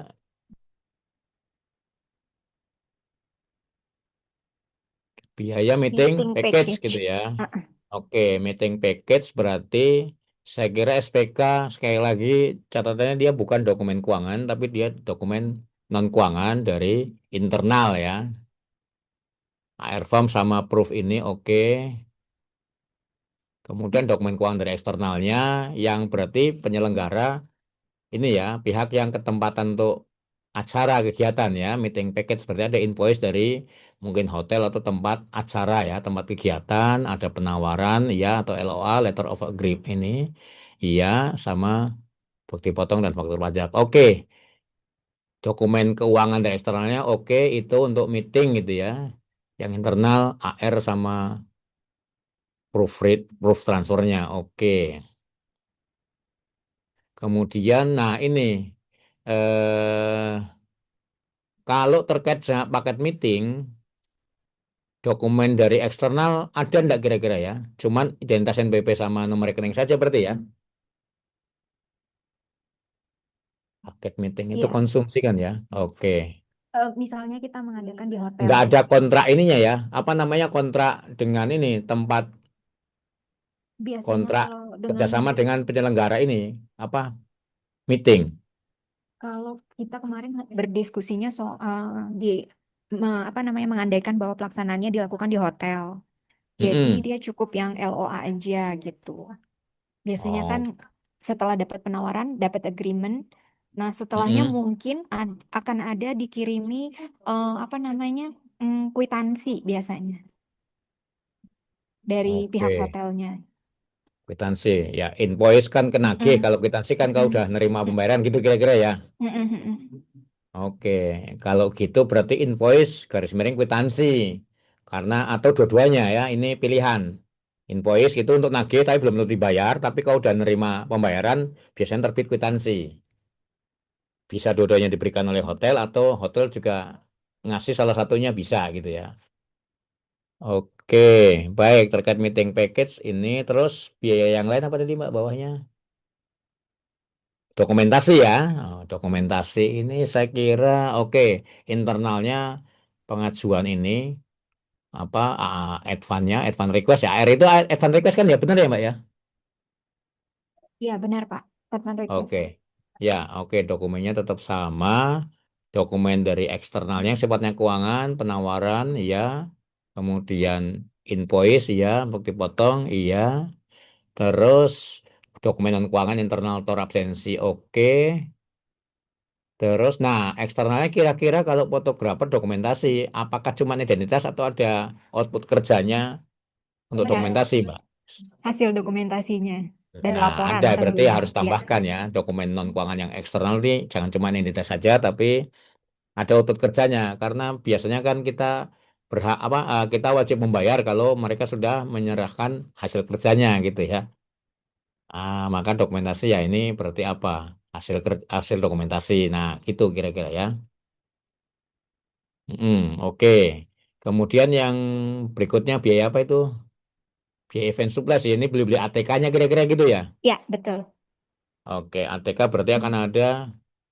Saya kira kalau ATK mungkin tidak invoice lagi langsung kwitansi ya. Invoice itu nagih.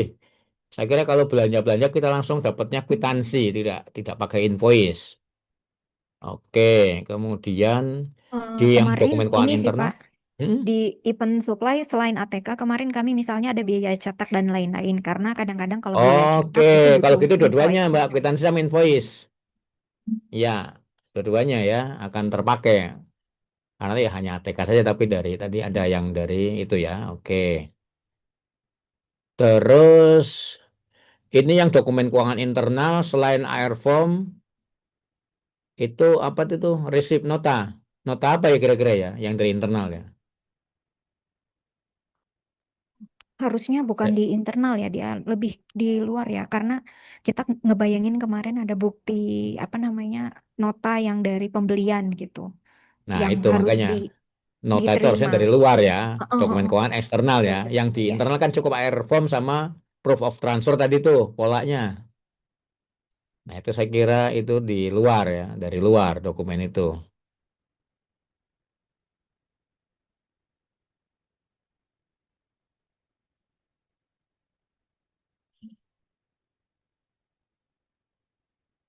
Sudah Pak. Oke, ya, saya kira kalau tadi, ini kan bicara event surprise tadi ada contoh cetak-cetak gitu ya. Ada nggak dokumen non keuangan yang harus ada? Kan nggak cuma ATK saja nih. Kalau ATK kan mungkin tidak perlu ada dokumen eksternal ya, non keuangan gitu ya. Tapi kalau tadi ada cetak, saya kira kita harus ada dokumen eksternal yang non keuangan. Misalkan hasil cetakannya gitu ya, itu harusnya ditambahkan gitu ya. Karena ini kan kosong sama sekali. Kalau dari internal kan nggak ada dokumen. Mungkin dari internal ada nggak ya non keuangan ya terkait sama kalau barang cetakan. Ada nggak? Kan biasanya ada ya. Kan biasanya gini, untuk nyetak kan ada draft dari internal ya. Kira-kira, nah apa itu namanya tuh dokumen itu tuh? Karena hasil cetak ini output dari eksternal, tapi kan kita punya dokumen internalnya akan diserahkan kepada pihak percetakan. Apa nama dokumen itu kira-kira? So filenya. Ya, boleh soft file. Artinya apa namanya? Ya, soft file apa ya? Itu bisa soft file, bisa hard Heeh. copy gitu ya. Tapi nama dokumennya Iya, apa kira-kira kalau kita mau cetak-mencetak? itu so file material. Nah, itu materi yang mau dicetak ya. Material cetakan. Draft material cetakan lah sebut saja. Karena harus ada dokumen itu kan. Kan itu yang kita akan bawa ke pihak percetakan. Nah, ini kira-kira catatan saya untuk kelengkapan dokumen. Tapi ini sekali lagi, kelengkapan dokumen ini harusnya dibuat setelah tadi prosedurnya kita buat. Karena kalau dari prosedur kita sudah buat, nanti kita akan tahu ada dokumen apa saja atau formulir apa saja yang digunakan. Nanti formulir yang digunakan kita bedah mana dokumen yang sifatnya keuangan, mana sifatnya non keuangan. Mana yang dari internal, mana eksternal. Nah, sheet inilah kita akan ngisi. Tadi kan kelompok satu, kelompok 2 belum mengisi ini gitu ya. Kebetulan kelompok 3 sudah melengkapi dengan ini, tapi prosedurnya belum. Jadi ini ternyata saling melengkapi ya, teman-teman ini ya. Kira-kira itu ya catatan dari saya ya. Jadi ini harusnya bersumber dari sekali lagi prosedur yang kita sudah susun ya secara berurut. Kemudian dari kolom formulir yang digunakan, baru kita bedah mana formulir atau dokumen yang sifatnya keuangan dan non keuangan, mana yang dari internal dan eksternal. Seperti itu catatan dari saya, Mbak Dea, untuk kelompok 3. Oke, terima kasih banyak Mas Hadi dan kelompok 3 ya diwakili sama Kak Rial yang sudah present hasil diskusinya. Jadi saling melengkapi nih teman-teman yang lain juga bisa belajar dari sini ya. Nanti ketika melanjutkan pengerjaan tugasnya ya bisa coba diingat-ingat nih tadi apa aja yang Mas Hadi mention di sini. Oke, terima kasih. Nah, kita kebetulan udah semuanya nih Mas, sudah 3 kelompok yang present hasil diskusinya. Mungkin kita lanjut ya ke materinya Mas Hadi untuk melengkapi pengetahuan teman-teman juga nih. Silakan, silakan. Oke, baik. Terima kasih, Mbak Dea. Jadi memang setelah disajikan tugas hari pertama, saya akan lanjutkan untuk menyelesaikan, menyusun maupun menyempurnakan SOP gitu ya. Kita siapkan share screen dulu.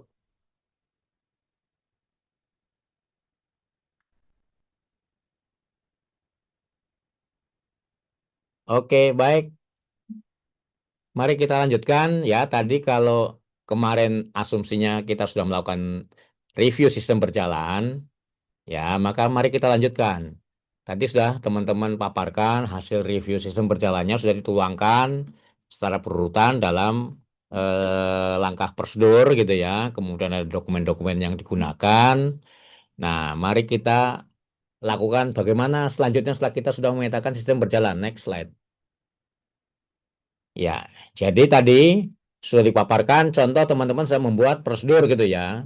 Nah, maka langkah pertama akan kita lakukan mengecek apakah prosedur tadi mengalir secara urut, tidak loncat-loncat. Tadi catatan saya sudah ada ya, kelompok satu masih ada yang loncat atau belum terhubung antar urutan gitu ya. Kemudian tadi kelompok 2 juga sudah kasih catatan bahwa ternyata masih ada yang belum urut atau ada yang belum nyambung antar urutan. Jadi ternyata mungkin mungkin nggak 7 langkah, mungkin lebih dari 7 langkah gitu ya. Dan dari situlah kemudian kita akan tahu, oh ternyata yang tadi kelompok 2 ada 7 langkah, kelompok 1 7 langkah, itu ternyata harusnya ada 8 langkah atau 9 langkah. Maka kita akan menuliskan kembali hasil review seluruh prosedur gitu ya. Termasuk tadi kelengkapan dokumennya, ternyata dari praktek yang berjalan masih kurang tadi. Contoh kurang hasil cetakan, contoh tadi kurang materi dari narasumber, segala macam gitu ya. Kita akan lengkapi gitu ya, tuliskan kembali sesuai dengan yang apa namanya hasil kita analisa sistem berjalan. Dan dalam melakukan review ini untuk melihat apakah urut, apakah sudah lengkap dokumennya, kemudian kita tulis kembali, jangan lupa bahwa kita harus memperhatikan unsur-unsur penilaian internalnya gitu ya, bahwa memang ada pemisahan tupoksi ya, tugas pokok fungsi yang jelas di antara para bagian gitu ya. Tadi kan di prosedur kan ada pelaksana ya, ada finance manager, ada direktur, ada program manager, ada finance officer, ada staff program tadi gitu ya. Ini harus jelas, jangan sampai yang melakukan kompilasi tadi misalkan di divisi program, padahal ini angka-angka keuangan. Nah, ini kan berarti tidak pas. Berarti tidak ada tupoksi yang jelas ya. Kemudian tadi ada sistem kewenangan dan pencatatan tadi sudah dibuat tadi contohnya kelompok berapa tadi terkait kewenangan ya, yang akan menatangani siapa gitu ya. Kemudian yang mencatat siapa tadi sudah ada pembagi apa sistem kewenangannya. Kemudian prakteknya sehat, teman-teman saya kira sudah melakukan praktek yang sehat. Kenapa? Karena prosedur yang disusun tadi, contoh prosedur anggaran melibatkan banyak pihak, artinya agak ada saling kontrol gitu ya. Kenapa ada review supaya ada kontrol juga gitu ya, dan yang mereview orang lain ya, itu artinya prakteknya sehat. Praktek tidak sehat itu kalau yang melaksanakan prosedur tersebut dari awal sampai akhir itu hanya satu bagian saja atau satu orang saja atau satu pelaksana saja gitu ya, maka tidak sehat karena nanti kecenderungannya akan melanggar prosedur yang sudah dibuat gitu ya, atau tidak ada yang mengontrol gitu ya. Seperti itu ya untuk menganalisa atau mereview praktek berjalan. Next slide. Nah, dalam menganalisa praktek berjalan, reviewnya tadi kita bisa mencoba menggambarkan dalam bentuk flowchart supaya kita tahu bahwa oh ini urut. Tadi punya kelompok 1 dan kelompok 2, kalau kita gambar flowchart akan ada yang tidak urut. Kalau kita runtut begini harusnya akan nyambung terus, tapi tadi contoh yang saya udah kasih catatan penganggaran apa langkah 1 dan 2 itu tidak urut gitu ya, nyambung ya. Kemudian yang penerimaan tadi juga langkah 1 dan 2 dan 3 tidak nyambung. Kalau kita uji dengan menggambar dokumen mengalir, itu nanti akan kelihatan urut. Ya apapun SOP-nya ya, ini kemudian contoh keuangan nih. Tapi nanti SOP apapun harusnya dia akan mengalir urut.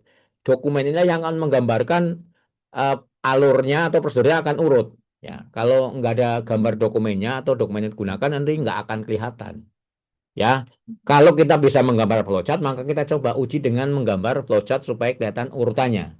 Tapi kalau saya nggak bisa flowchart gimana? Kita lakukan dengan langkah yang lain. Next, Mbak. Langkah lain ya tentu saya narasinya tadi ya. Harus nyambung ya antara 1 ke 2, 2 ke 3, 3 ke 4, dan seterusnya harus nyambung. Dengan demikian nanti akan kelihatan, oh iya ini langkahnya emang ini. Harus yang pertama harus ini, kemudian dilanjutkan yang kedua, dilanjutkan yang ketiga, dan seterusnya. Seperti itu ya, jadi menguji sudah urut atau belum atau loncat-loncat itu dengan gambar flowchart atau dengan narasi. Makanya kalimat untuk uraiannya, aktivitasnya itu buatlah kalimat apa namanya istilahnya kalimat kerja aktif lah ya. Melakukan apa, kemudian meneruskan ke siapa. Nah, pelaksananya nggak usah disebut di dalam uraian prosedurnya gitu ya. Nanti pelaksananya diisi di kolom pelaksana. Ya, ini contoh yang setelah kita cek urut gitu ya. Ini menguji menggunakan narasi. Next slide. Nah, kemudian di dalam tadi prosedur kan ada formulir yang digunakan atau dokumen-dokumen. Maka berarti kita akan mengecek juga kan kelengkapan dokumennya. Maka kita bicara kelengkapan dokumen, nanti teman-teman memastikan bahwa di dalam prosedur itu akan ada beberapa dokumen atau bukti atau ini ya formulir-formulir ya. Ada formulir bukti atau dokumen yang dibuat oleh internal, ada yang dibuat dari eksternal. Kalau dari internal tentu saja dari kita ya, dari lembaga kita sendiri ya. Kalau bukti eksternal adalah dari pihak luar organisasi kita. Nah, baik bukti internal atau eksternal, idealnya ada dua jenis dokumen di sana yang sifatnya keuangan sama non keuangan. Demikian juga dari eksternal itu idealnya ada yang dari yang sifatnya keuangan maupun non keuangan.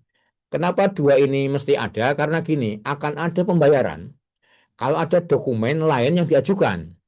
Dokumen lain yang diajukan biasanya bisa jadi sifatnya non keuangan untuk memperkuat dokumen keuangan yang disusun. Contoh misalkan kalau ada pengajuan tadi uang muka ya, yang tugas kelompok 3 yang tadi prosedurnya belum digambar. Contoh pengajuan uang muka itu kan berarti kita akan mengisi form AR tadi, AR form, Advance Request Form, itu kan bukti keuangan. Tapi untuk kemudian dokumen ini layak diajukan, AR form ini layak diajukan, kan harus ada bukti atau dokumen non keuangan yang dilampirkan. Kalau ada pengajuan uang muka, harusnya tadi mungkin belum tergambar juga di kelompok 3 ya, harusnya ada selain tadi TOR sudah ya, TOR-nya masuk, tapi harusnya ada detail anggarannya ya, supaya detail anggaran ini menunjukkan bahwa yang diajukan memang sudah ada anggarannya. Jangan nggak melampirkan juga bukti anggaran, detail anggaran. Detail anggaran termasuk bukti internal yang non keuangan, walaupun ada angka-angka rupiah. Yang termasuk bukti keuangan adalah yang memang itu digunakan untuk mengajukan dan nanti akan di-approve. Kalau anggaran ini aja lampiran saja gitu ya. Jadi tadi untuk kelompok 3 mungkin bukti anggaran kurang kalau untuk mengajukan uang muka. Nah, bukti eksternal itu akan ada kalau nanti kita melakukan pertanggungjawaban. Ya, karena kalau pengajuan uang muka umumnya buktinya baru internal semua, belum ada bukti eksternal. Eksternal baru ada kalau nanti kita melakukan kegiatan dan melakukan pertanggungjawaban, baru ada bukti eksternal ya. Contohnya tadi ada bayar honorarium, berarti ada bukti eksternal dong. Ada narasumbernya, ada CV-nya, ada identitasnya, ada file informasi rekening koran banknya.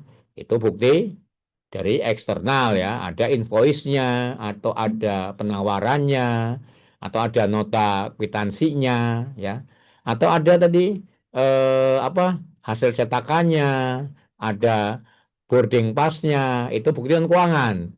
Tapi dari eksternal, bukti keuangannya adalah tadi invoice, nota, kwitansi dan seterusnya.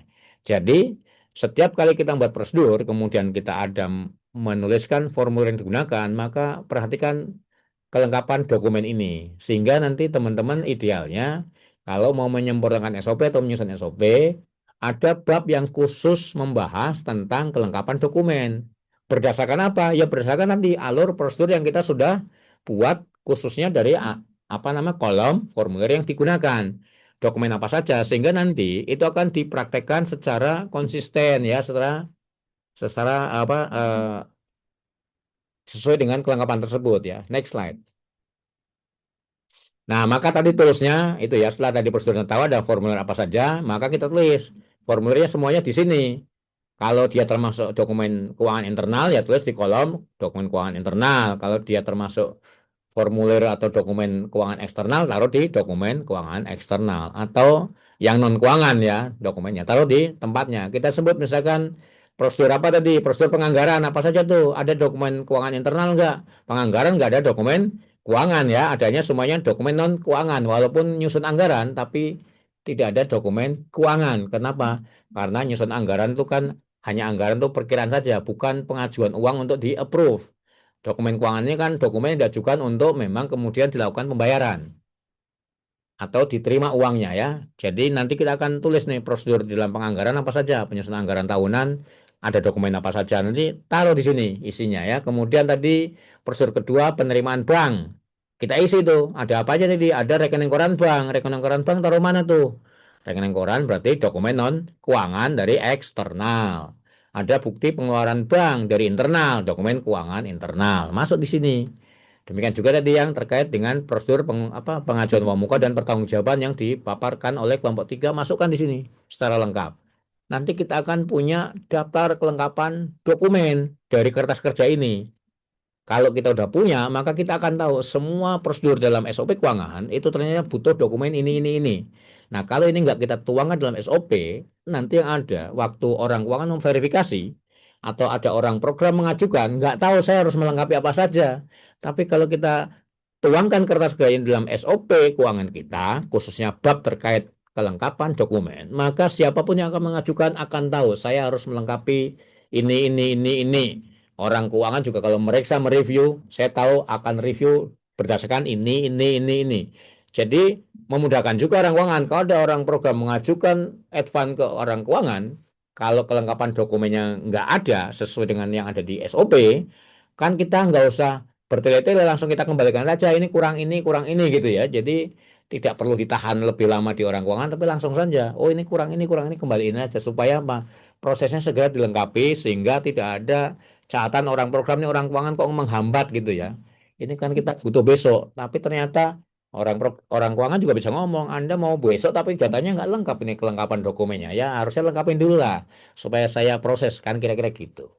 Ya, jadi ini untuk tools kelengkapan dokumen sehingga nanti kalau sudah dilengkapi untuk semua prosedur dalam SOP keuangan yang Anda tulis atau Anda buat, ya nanti ini akan dituliskan dalam bab tersendiri khusus untuk kelengkapan dokumen. Next slide. Nah, kalau sudah kita lakukan tadi, tools tadi, nanti kemudian kita sudah menuangkan hasil review kita yang dengan kertas kerja tadi yang sudah dipaparkan kelompok 1, kelompok 2 untuk prosedur, ya nanti kemudian kita akan membuat draft SOP-nya per prosedur dengan cara seperti ini gitu ya. Yang kolom paling kanan di kertas kerja tadi, kebijakan, kita potong, kita keluarkan, kita bikin tabel sendiri atau kita bikin bagian tersendiri yang bicara khusus kebijakan. Jadi nanti kebijakan ini akan berlaku untuk keseluruhan uraian prosedur yang urut dari 1 sampai terakhir seperti itu ya. Jadi teman-teman nanti kalau sudah selesai mengerjakan tadi, memperbaiki, Anda harus lakukan cara begini ya. Kita potong kolom kanan yang kebijakan, kita tulis di bagian tersendiri kebijakan di paling atas sebelum prosedur uraiannya. Kita akan tuliskan begini, nanti kemudian kita gabung prosedur apa satu, prosedur berikutnya satu lagi ya. Nanti kita akan punya 14 kertas kerja ini, draft ini, SOP seperti ini. Nanti kalau udah ada, tinggal kita satukan menjadi satu draft SOP khususnya yang bicara terkait kebijakan dan uraian prosedur gitu ya. Nah, ini langkah berikutnya setelah tadi kita menganalisa sistem berjalan dan mereview ada bolong-bolongnya atau tidak, kemudian kita susun seperti ini. Next slide.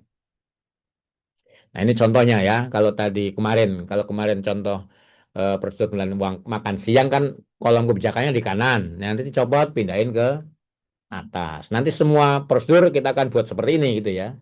Dan setelah jadi baru kita akan satukan menjadi draft SOP. Next slide.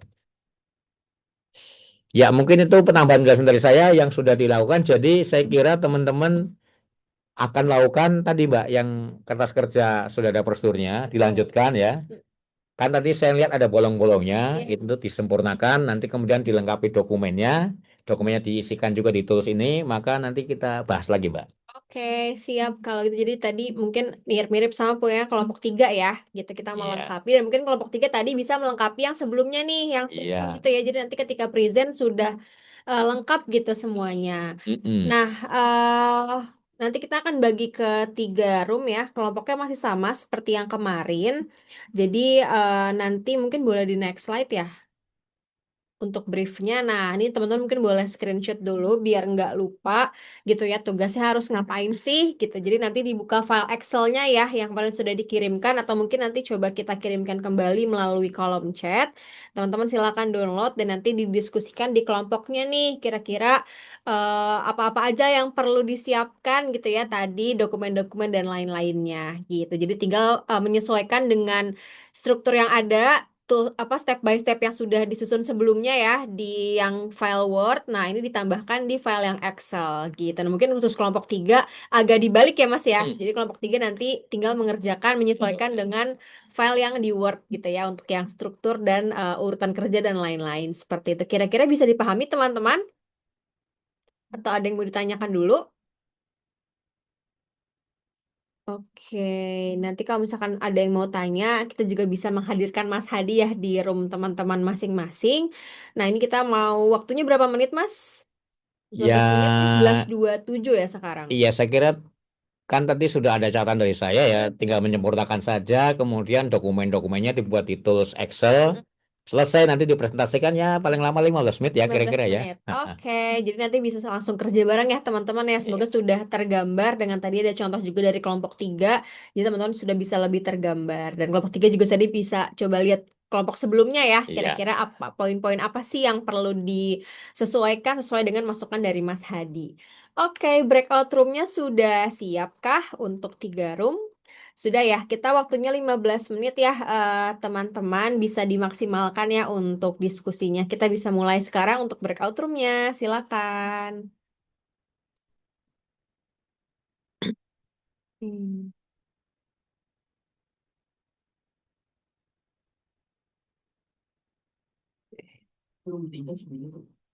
Oh ya, kebetulan mungkin tadi Kak Ria lagi rejoin ya, jadi masih sendiri nih di apa namanya di room 3 gitu. Kira-kira gimana Kak Novi?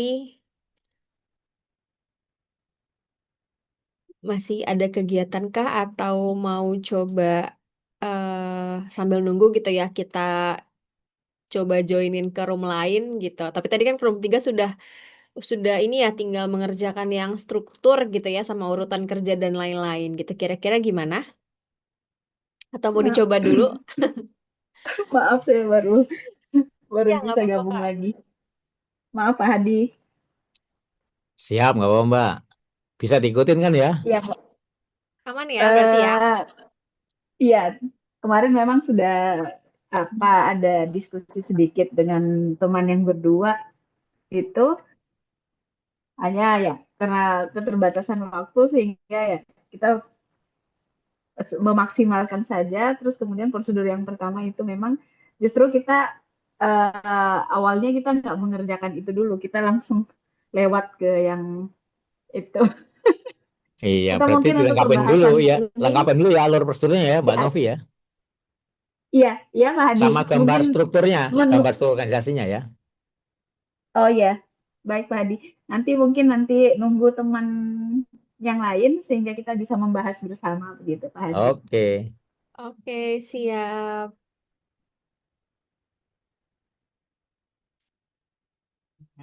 Ya,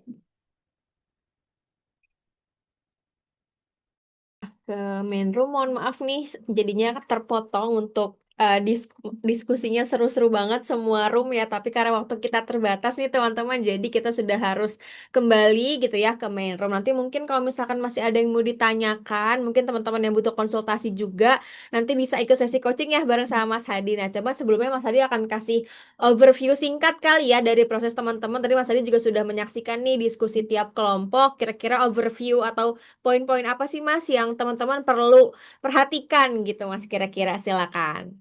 Ya baik, tadi saya mencermati diskusi serunya semua kelompok gitu ya. Memang apa namanya menjadi PR bagaimana kita memformulasikan ini ya urutan itu ya. Karena sekali lagi prosedur itu kan urutan langkah yang itu harus ditempuh oleh siapapun nanti pelaksana gitu ya. Jadi ini perlu kita pertimbangkan misalkan kalau ada yang sifatnya teknis-teknis ya dan ini harus dilakukan oleh masing-masing ya mungkin dipertimbangkan ini bisa nggak disatukan bahasanya gitu ya yang teknis-teknis intinya kalau kita mau menyusun atau menuangkan dalam tulisan itu pertama memang kita tulis dulu nih kita tulis dulu prakteknya lalu kita tes ini urutan prakteknya ya apakah memang sudah urut gitu ya. Kalau memang sudah urut ya udah ini kita bakukan jadi ini baru kemudian kalau udah dibakukan urutannya kemudian kita pertimbangkan bagaimana antara satu dan seterusnya sampai akhir itu nyambung kalimatnya gitu ya. Makanya menuliskan dalam kalimat kerja aktif ini butuh tantangan ya. Bagaimana kalimat pertama itu nanti akan otomatis nyambung ke kalimat langkah kedua kalimat langkah ketiga dan seterusnya ya. Tadi saya lihat yang penyusunan anggaran tuh seru banget gitu ya. Juga yang tadi penerimaan bank juga begitu ya. Jadi ada yang sifatnya teknis, yang tapi itu sebenarnya tidak perlu dituangkan langkah karena gini, kalau yang teknis masing-masing dijelaskan di urutan langkah, nanti ada apa namanya, ini harusnya tidak perlu menjadi urutan langkah, tapi cukup diwakili oleh satu kalimat, bagian ini melakukan ini gitu ya. Kemudian setelah selesai, dilanjutkan, diserahkan ke bagian ini. Nah, itu kan lebih enak. Nggak usah kita detailkan langkah teknisnya di masing-masing bagian. Ya, tapi kemudian setelah urutannya cocok, maka dilihat apakah di dalam urutan langkah ini ya ada yang melakukan tugas mereview dan memberikan pengesahan persetujuan. Poinnya di situ. Lalu jangan lupa juga dokumen-dokumen itu dilengkapi ya. Dilengkapi artinya kalau melakukan langkah nomor 1, ini kira-kira butuh dokumen apa saja. Jangan terlalu minim dokumen, tapi jangan juga berlebihan dokumen. Artinya memang dokumen-dokumen yang memang benar-benar dibutuhkan. Nanti kalau sudah kolom formulir digunakan, ini kan isinya dokumen. Baru Anda coba pecah-pecah dokumen ini, masukkan ke file Excel terkait prosedur, misalkan terkait prosedur penganggaran. Tadi ada berapa dokumen? Baru masukkan di file Excel, oh ini dokumen sifatnya keuangan internal, ini dokumen sifatnya keuangan eksternal, ini dokumen non keuangan internal, ini eksternal. Jadi seperti itu teman-teman ya untuk menuangkan di dalam form yang kedua untuk kelengkapan dokumen. Tapi intinya kelengkapan dokumen itu akan berdasarkan formulir-formulir dokumen yang digunakan di dalam masing-masing prosedur ya. Jadi jangan semua prosedur Anda tulis di Excel gitu ya. Kayak tadi kelompok 3 kan semua prosedur dituangkan di Excel. Tapi masing-masing prosedur yang Anda kerjakan saja yang tuangkan di Excel membuat apa kelompok-kelompok dokumen. Memang ini tantangan karena biasanya kalau bikin SOP kan seringkali kita menggunakan konsultan. Nah ini kan saya mengajak ya, kami mengajak teman-teman mencoba membuat SOP secara partisipatif dari internal sendiri. Ya tapi memang seperti ini kira-kira tantangannya. Makanya saya kira memang dalam 2 hari ini kalau sampai harus jadi ini kayaknya kok menurut saya kok kurang ya Mbak Dea ya. Mungkin itu overview Oke, dari saya Mbak Dea. terima kasih banyak Mas Hadi. Mungkin teman-teman nanti yang memang masih butuh apa namanya konsultasi gitu ya, masih pengen coba atau mungkin udah punya SOP tapi mau coba, dia perlu diperbarui ini seperti apa. Nah, kita juga punya sesi coaching teman-teman.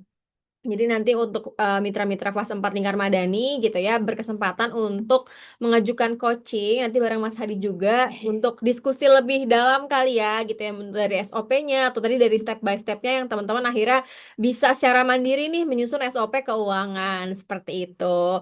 Nah, mungkin sebelum kita tutup kita bisa foto bersama dulu kah teman-teman? Nanti juga kami akan minta bantuan teman-teman ya untuk mengisi form feedback. Nanti akan dikirimkan melalui grup WA ya. Untuk form feedbacknya boleh diisi dan diberikan masukan untuk kami ya agar kedepannya bisa apa namanya memberikan fasilitasi yang lebih baik lagi seperti itu. Nah, aku lihat sudah on cam ya. Kita bisa mulai foto bersama. Boleh gaya pertama.